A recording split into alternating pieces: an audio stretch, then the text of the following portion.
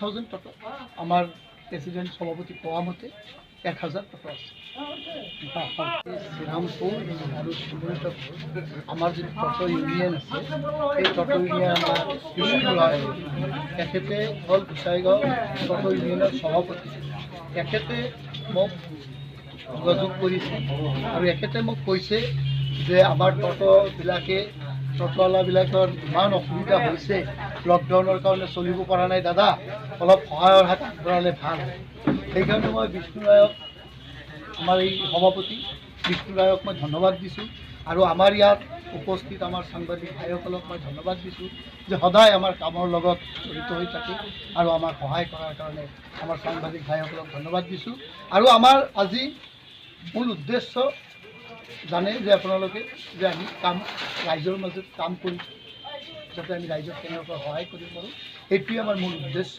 তো আজি আমাৰ টোটাল এতিয়া আমাৰ 600 টোটোৱে আমাৰ 10 কেজিকৈ চাউল আমি দিছোঁ এইটো বাসমতি ৰাইচ আমি দিছোঁ আৰু এই 2-3 দিন আগত আমি অলপ শ্ৰীৰামপুৰ এৰিয়াটো আমাৰ দুখীয়া মানুহ চাই দি আছোঁ আমি বাগান এৰিয়াটো দি আছোঁ তো আমি গোটেই আমাৰ যিটো শ্ৰীৰামপুৰ সমষ্টি আছে ৰাইজে মোক যথেষ্ট সঁহাৰি জনাই মোক এজন প্ৰতিনিধি বনাইছে সেইকাৰণে মই ৰাইজক ধন্যবাদ দিছোঁ আৰু মই ভাবোঁ